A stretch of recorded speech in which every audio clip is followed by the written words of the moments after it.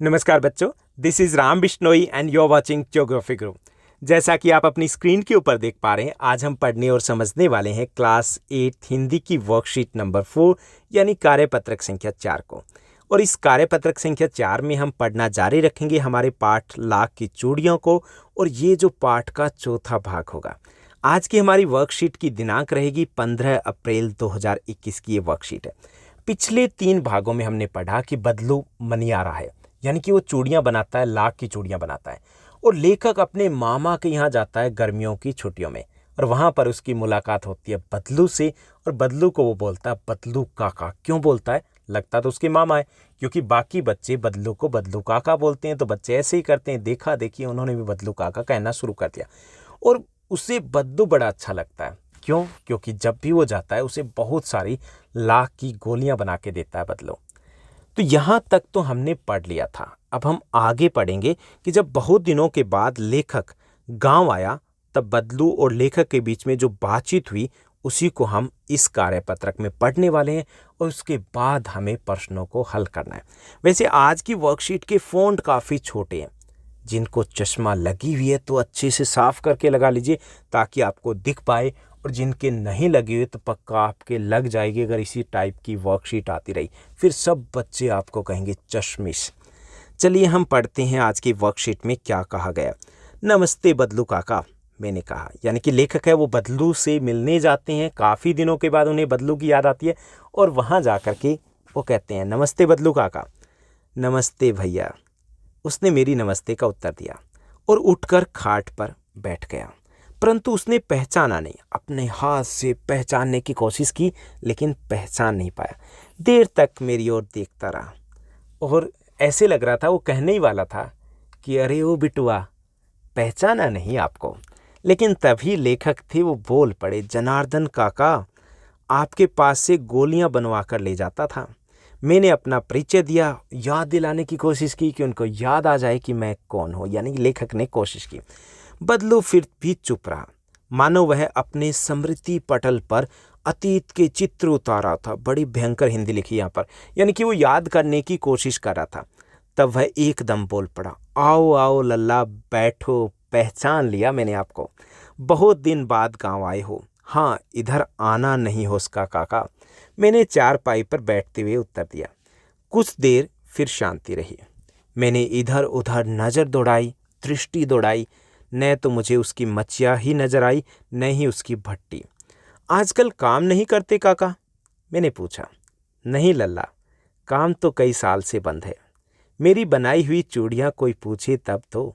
गांव में कांच का प्रचार हो रखा है। वह कुछ देर चुप रहा, फिर बोला, मशीन युग है न लल्ला, आजकल सब काम मशीन से होता है। खेत भी मशीन से जोते जाते हैं। फिर जो सुंदरता कांच की चूड़ियों में होती है, लाख में कहाँ संभव है। लेकिन कांच बड़ा खतरनाक होता है, बड़ी जल्दी टूट जाता है, मैंने कहा। यानी कि वो थोड़ी सी दुखी मन से कहते हैं कि आजकल कौन खरीदता लाख की चूड़ियाँ, सब कांच की चूड़ियाँ पहनते हैं। कांच की चूड़ियाँ सस्ती होती है, सुंदर होती है। मशीनी युग है ना, सब कुछ मशीनों से काम होता है। तो बात को आगे बढ़ाते हुए लेखक ने कहा, लेकिन कांच बड़ा खतरनाक होता है काका, बड़ी जल्दी टूट जाता है। नाजुक तो फिर होता ही है लल्ला। कहते कहते उसे खांसी आ गई। उसको खांसी आ जाती है, और देर तक वो खांसता रहता है। शुक्र है उसको जो खांसी आई थी ये पहले के टाइम में आई। अगर आज के टाइम में आई होती तो कहते कि पक्का उसको कोरोना हो गया। वह देर तक खांसता रहा। मुझे लगा उसे दमा है। अवस्था के साथ साथ उसका शरीर भी ढल चुका था, यानी कि वो थोड़े कमज़ोर दिख रहे थे। उसके हाथ और माथे पर नसें उभर आई थी। जाने कैसे उसने मेरी शंका भांप ली और बोला, दमा नहीं है मुझे, फसली खांसी है। यही 2 महीने से आ रही है, 10-15 दिन में ठीक हो जाएगी। यानी कि उन्होंने उसकी मन को बात को जान लिया कि कहीं नहीं लगे कि इनको दमा हो गया। मैं चुप रहा। मुझे लगा उसके अंदर कोई बहुत बड़ी व्यथा छिपी हुई है। ऐसा लगा कि वो थोड़े से परेशान है, थोड़े से दुखी हैं। मैं देर तक सोचता रहा कि इस मशीन युग ने कितने हाथ काट दिए हैं, कितने लोगों का काम धंधा छीन लिया है, कितने लोगों का रोजगार छीन लिया, कितने लोगों की रोजी रोटी छीन ली है। ये सोच रहे थे लेखक बाबू। कुछ देर फिर शांति रही, जो मुझे अच्छी नहीं लगी। और बात को घुमाने के लिए, विषय को बदलने के लिए, टॉपिक को चेंज करने के लिए उसने पूछ लिया, आम की फसल अब कैसी है काका? अच्छी है लल्ला, बहुत अच्छी है, उसने लहक कर उत्तर दिया और अंदर अपनी बेटी को आवाज़ लगाई, अरे ओ रज्जो, लल्ला के लिए आम तो ले आ। फिर मेरी ओर मुखातिब होकर के, मेरी ओर देख करके कहा, माफ़ करना लल्ला, तुम्हें आम खिलाना तो भूल ही गया। नहीं नहीं काका, आम तो इस साल बहुत खाए हैं। वाह वाह, बिना आम खिलाए कैसे तुमको जाने दूंगा। मैं चुप हो गया। मुझे वे दिन याद आए जब वह मेरे लिए मलाई बचा कर रखा करते थे।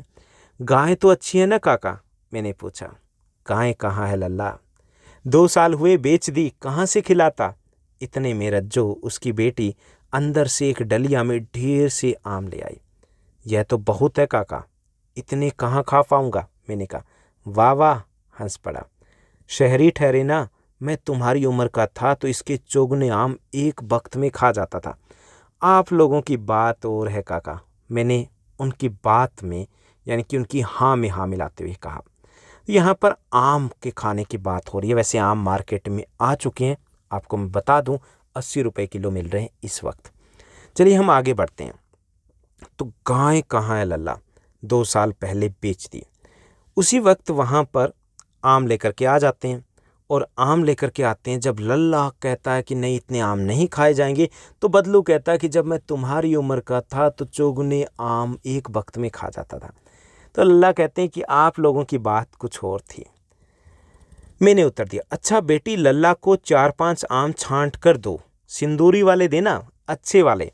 देखो लल्ला कैसे हैं, यानी कि लल्ला को आम दिखाते हुए उन्होंने कहा। इसी साल यह पेड़ तैयार हुआ है। रज्जो ने 4-5 आम अंजुली में लेकर मेरी ओर बढ़ा दिए। आम लेने के लिए मैंने अपना हाथ बढ़ाया तो मेरी निगाह एक पल के लिए उसके हाथों पर ठिठक गई। गोरी गोरी कलाइयों पर लाख की चूड़ियां बहुत ही फब रही थी।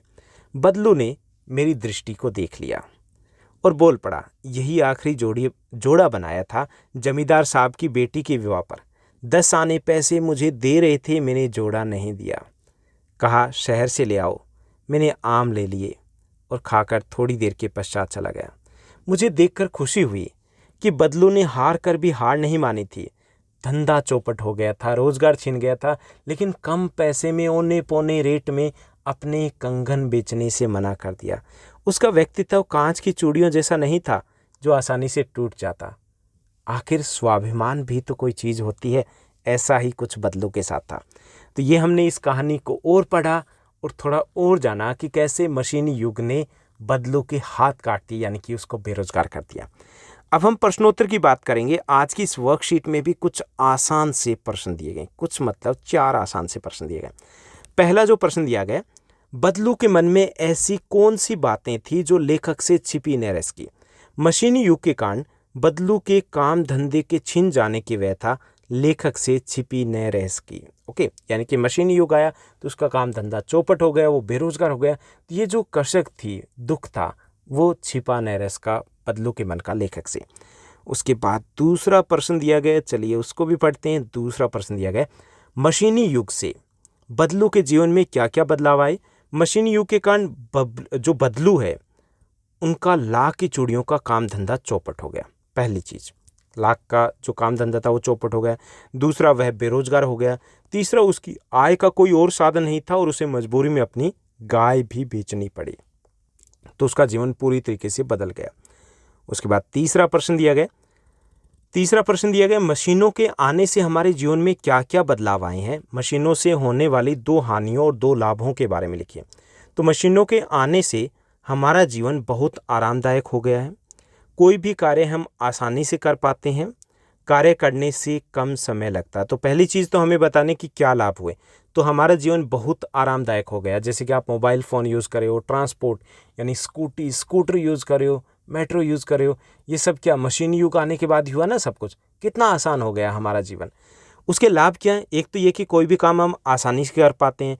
दूसरे ये कि कम समय में हमारा काम निपट जाता है। लेकिन 2 हानियाँ भी है। 2 हानियाँ कौन सी है? किसी अमीर और गरीब की खाई और बढ़ गई है। अमीर और ज़्यादा अमीर हो गए हैं, गरीब और ज़्यादा गरीब हो गए हैं। दूसरा जो लॉस है यानी कि हानि है वो ये कि अनेक लोगों का रोजगार छिन गया मशीन युग के कारण। जहाँ पे 50 व्यक्ति काम करते थे वहाँ पर अब 2 व्यक्ति काम कर सकते हैं, क्योंकि मशीनें चल रही है, ऑटोमेटिक मशीनें। तो ये थी हमारी आज की बेहद आसान वर्कशीट। उम्मीद करता हूँ आपको अच्छी लगी होगी। इसमें हमारा 4th क्वेश्चन और भी रहता भाई, तीसरे के बाद ही मैं द एंड कहने वाला था। यहाँ पे है, बदलू ने हार कर भी हार नहीं मानी, यह लेखक को कैसे पता चला? तो गरीबी और बेरोजगारी के बावजूद बदलू ने लाख की चूड़ियाँ जमींदार साहब को औने पौने दाम पर बेचने से मना कर दिया। इससे लेखक को पता चला कि बदलू ने हार कर भी हार नहीं मानी, यानी कि स्वाभिमान का धनी था बदलू। तो चलिए, फाइनली हमारी वर्कशीट हो चुकी है। उम्मीद करता हूँ आपको अच्छे समझ में आया होगा। अगर आपको ये वीडियो, ये वर्कशीट अच्छी लगे, इसको लाइक करना है। लाइक करने के साथ साथ एक छोटा सा कमेंट भी करना है और इस वीडियो को शेयर करना मत भूलिएगा। Thank you, bye bye, have a nice day.